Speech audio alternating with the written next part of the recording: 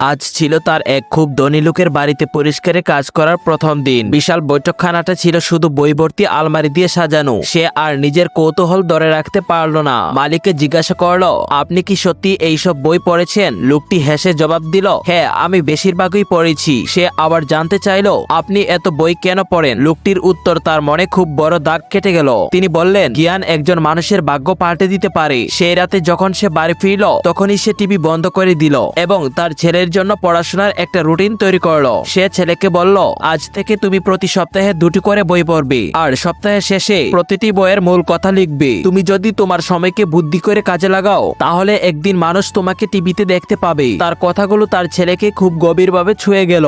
সেই দিন থেকে ছেলেটি, যার নাম ছিল কার্সন, অনেক রাত পর্যন্ত পড়াশোনা শুরু করলো। কিন্তু এত চেষ্টা করার পরেও সে তাদের ক্লাসের সবচেয়ে দুর্বল ছাত্র রয়ে গেল। একবার পরীক্ষার সময় শিক্ষক যখন জিজ্ঞাসা করলেন, তুমি কয়টা প্রশ্নের উত্তর দিতে পেরেছো?